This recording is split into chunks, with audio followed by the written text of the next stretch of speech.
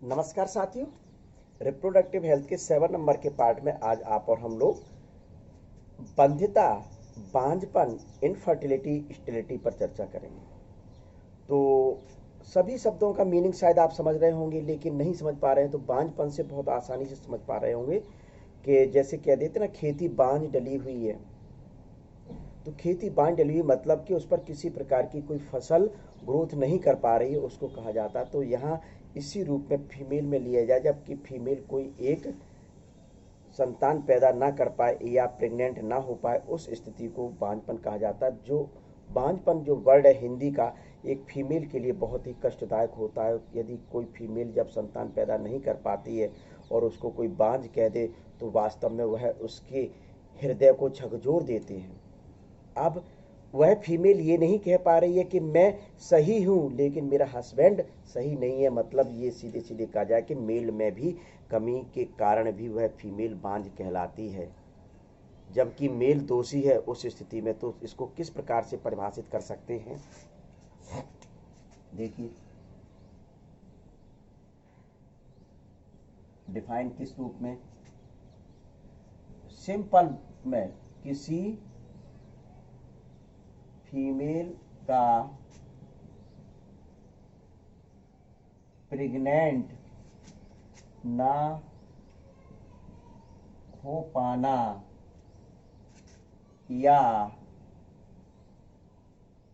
प्रेग्नेंस हो जाने के बाद जीवित संतान पैदा ना कर पाना। देखिए ये दो मैंने चीज लिखी हुई है, किसी फीमेल का प्रेग्नेंट ना हो पाना या प्रेग्नेंट हो जाने के बाद जीवित संतान पैदा ना कर पाना ही मुख्य रूप से बंध्यता, बांझपन, इनफर्टिलिटी, स्टेरिलिटी के अंतर्गत मुख्य रूप से आता है। ये दोनों का मतलब मैं अभी अलग अलग बताऊंगा बिल्कुल। तो सबसे पहले मीनिंग ही समझ लें क्या है। इनफर्टिलिटी वर्ड का मतलब क्या होता है और स्टेरिलिटी वर्ड का मतलब क्या होता है। स्टेरिलिटी शब्द का मीनिंग क्या होता है, तो यहां मैं लिख रहा हूं, बिल्कुल अच्छे ढंग से समझ लें। Inability to achieve a pregnancy after few years of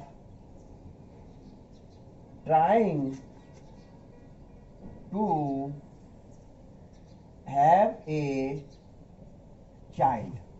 क्या मतलब लिखा, inability to achieve a pregnancy after few years of trying to have a child। मतलब कोशिश कर रहे हैं, असुरक्षित सेक्स कर रहे हैं। असुरक्षित से मतलब किसी प्रकार की कोई कॉन्ट्रासेप्टिक पिल्स नहीं ले रहे, ना डिवाइस का यूज कर रहे, उसके बाद भी एक कपल संतान पैदा नहीं कर पा रहा है, उस स्थिति को कहा जाता है स्टेरिलिटी। बिल्कुल क्लियर समझ लें।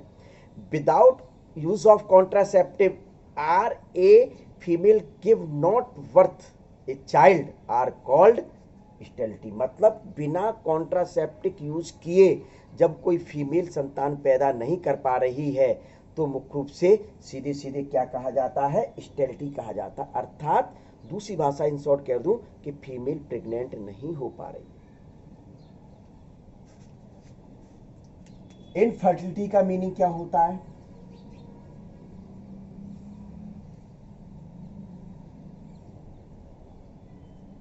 इनफर्टिलिटी का मीनिंग होता है इनएबिलिटी टू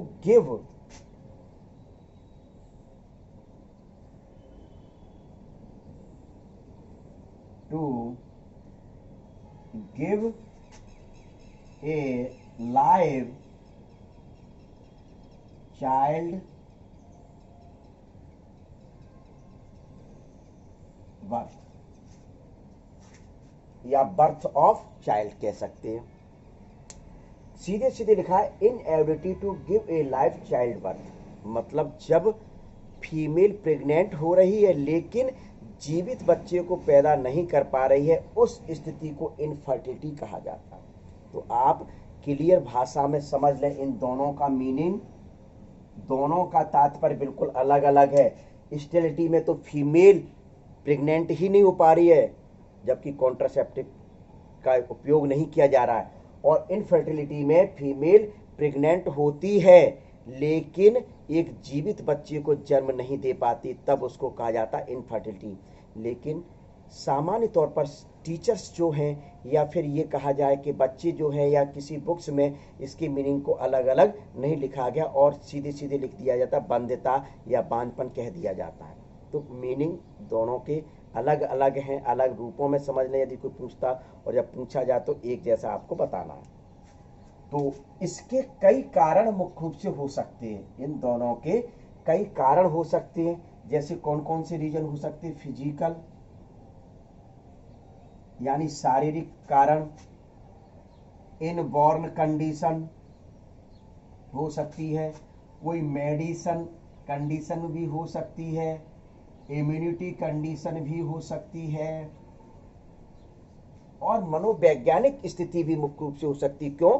क्योंकि फीमेल के प्रेग्नेंट होने में मनोवैज्ञानिक स्थिति का सही होना बहुत जरूरी होता है। तो इस वजह से शारीरिक कारण भी हो सकता है, जन्मजात भी कारण हो सकता है, औषधि भी हो सकता है, प्रतिरक्षात्मक कंडीशन भी मुख्य रूप से हो सकता है कि जिस कारण बच्चा पैदा नहीं कर पा रही है फीमेल।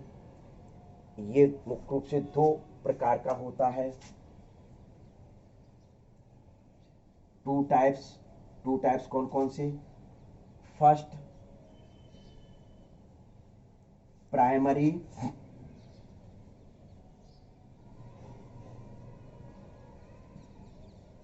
स्टेरिलिटी। प्राइमरी स्टेरिलिटी से तात्पर्य है कि मतलब कि एक कपल असुरक्षित सेक्स कर रहा है 2 या 3 साल तक लगातार, और वह फीमेल प्रेग्नेंट नहीं हो पा रही है, तब उसको कहा जाता है प्राइमरी स्टेरिलिटी। मैंने कहा है प्राइमरी स्टेरिलिटी, या आप कह सकते इनफर्टिलिटी, यानी कि फीमेल के साथ असुरक्षित सेक्स करने के बाद भी फीमेल प्रेग्नेंट ना हो पाना मुख्य रूप से प्राइमरी कंडीशन कहलाती है। सेकेंडरी कंडीशन मुख्य रूप से क्या होती है?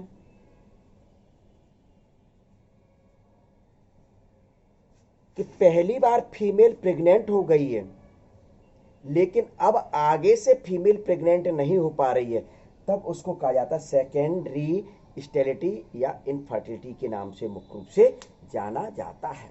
तो ये दो टाइप्स के मुख्य रूप से बंध्यता या स्टेरिलिटी या इनफर्टिलिटी होती है।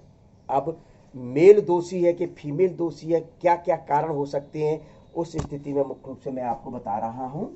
तो इनफर्टिलिटी ऑफ मेल, देखिए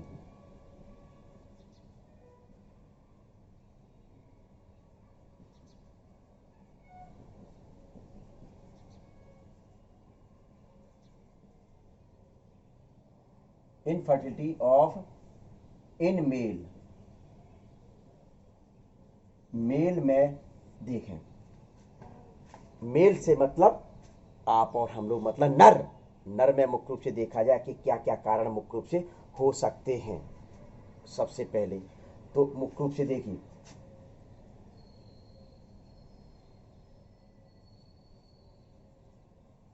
सीमेन में स्पर्म की पर्याप्त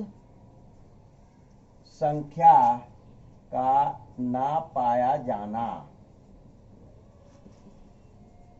सीधे सीधे कह दिया, सीमेन में स्पर्म की पर्याप्त संख्या का ना पाया जाना। क्लियर? दूसरा पॉइंट कह सकते हैं सीमेन की मात्रा में कमी। देखिए जो वीर्य होता है, मैं सीधे सीधे लिख दूं कि यहां वीर्य जो होता है, यदि उसकी मात्रा पर्याप्त नहीं है तो वह स्थिति में भी मुख्य रूप से मेल संतान पैदा करने योग्य नहीं है। तीसरा पॉइंट, स्पर्म का मोटाइल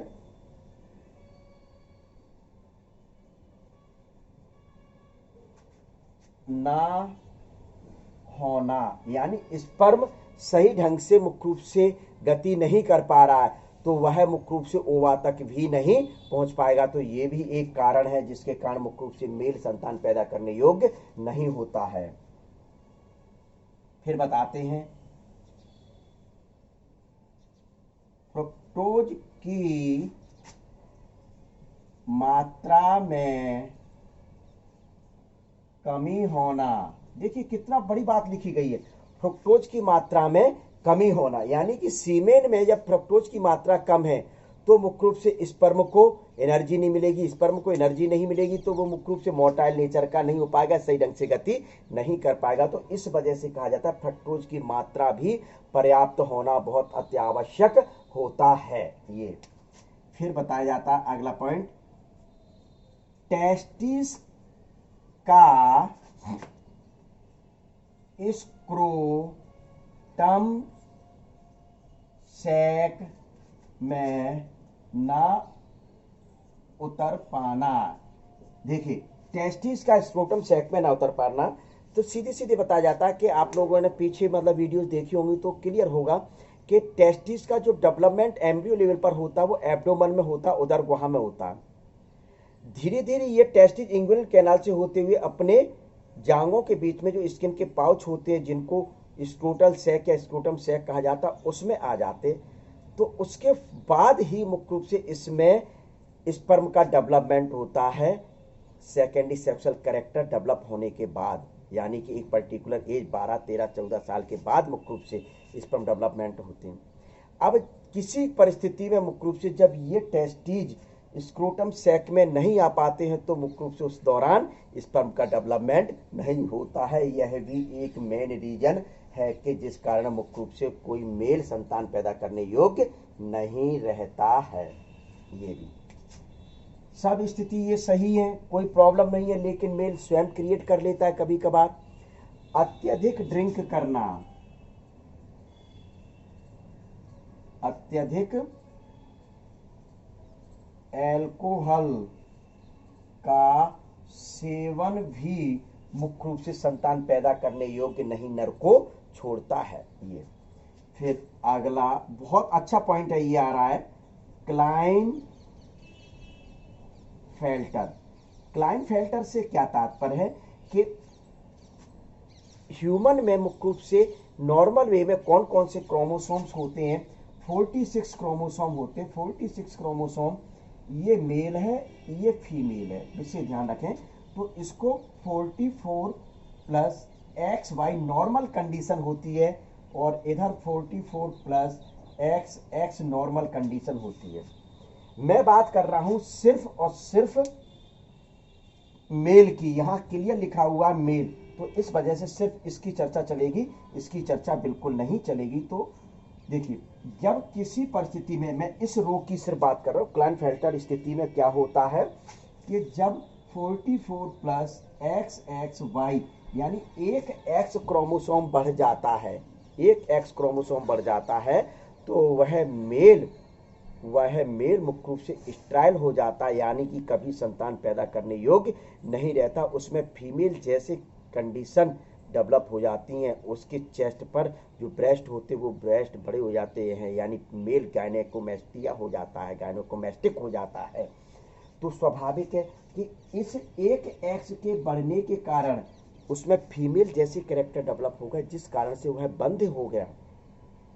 अब स्वाभाविक है जब बंद हो गया तो उस कंडीशन को, इस स्थिति में इसको क्या कहा गया, क्लाइनफेल्टर, यानी क्लाइनफेल्टर स्थिति में भी मेल संतान पैदा करने योग्य नहीं रहता है। विशेष ध्यान रखें, क्यों? क्योंकि इस एक्स क्रोमोसोम पर फीमेल के कैरेक्टर डेवलप होते हो और वाई क्रोमोसोम पर मेल के कैरेक्टर पाए जाते हैं। तो एक एक्स की स्थिति में तो मुख्य रूप से वह होता है, तो एक एक्स एक वाई होता तो वह मुख्य रूप से मेल के कैरेक्टर शो करता है, लेकिन एक एक्स जैसे ही बढ़ता है तो उसमें फीमेल जैसे कुछ कैरेक्टर डेवलप हो जाते हैं, जिसके कारण वह मेल स्टेराइल हो जाता है। तो ये कुछ रीजन हैं जिनके कारण मुख्य रूप से मेल संतान पैदा करने योग्य नहीं रहता है। तो ये अब दूसरा मुख्य रूप से जो फर्टिलिटी आती है वह किसमें, फीमेल में। अब फीमेल के दोष देख लीजिए, फीमेल भाई किन किन कंडीशन में दोषी होती है जब संतान पैदा नहीं कर पाती है।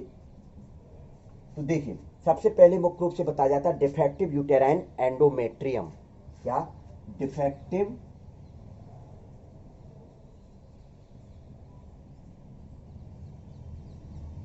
यूटेराइन एंडोमेट्रियम, यानी कि ये एंडोमेट्रियम क्या है, फीमेल यूटेरस की जो इनर लेयर होती है उसको एंडोमेट्रियम कहा जाता है। कि जब यह मुख्य रूप से किसी कारण से डिफेक्ट है, सही नहीं है, तो उस दौरान भी मुख्य रूप से जायगोट बनने के बाद भी मुख्य रूप से संतान पैदा नहीं हो पाएगी, एम्ब्रियो का डेवलपमेंट नहीं हो पाएगा। ये भी एक रीजन है।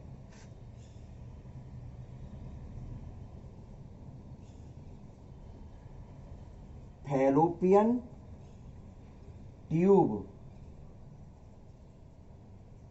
द्वारा कभी कभार ओवा को ग्रहण ना कर पाना। कभी कभार मुख्य रूप से क्या होता है कि फैलोपियन ट्यूब, ओवा तो फॉर्मेट हुआ लेकिन उसको रिसीव नहीं कर पा रहा, पिकअप नहीं कर पा रहा है। क्या नहीं कर पा रहा, पिकअप नहीं कर पा रहा। तो मुख्य रूप से यह भी एक रीजन होता है। क्लियर।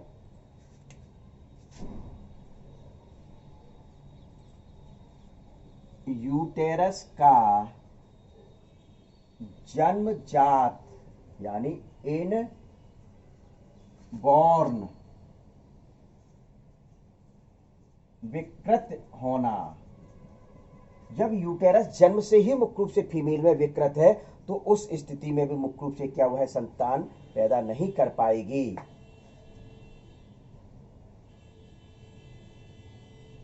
हाइपर प्रोलैक्टीमिया, हाइपर प्रोलैक्टीमिया की स्थिति में भी मुख्य रूप से वह संतान पैदा करने योग्य नहीं होती, अर्थात ओवा फॉलिकल से मुक्त ही नहीं होता है। ओवा मुख्य रूप से फॉलिकल से मुक्त ही नहीं। जब हाइपर प्रोलैक्टीमिया कंडीशन होगी तो उस स्थिति में जो ओवा ओवरी से मुक्त होना है वह मुख्य रूप से मुक्त ही नहीं हो पाता। तो उस स्थिति में भी मुख्य रूप से फीमेल प्रेग्नेंट नहीं हो पाती है।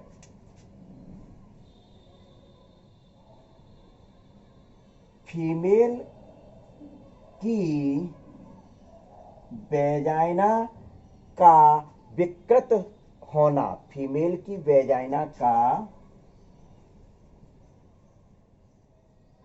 विकृत होना, यह भी मुख्य रूप से एक कारण होता है जिसके कारण से मुख्य रूप से फीमेल प्रेग्नेंट नहीं हो पाती है।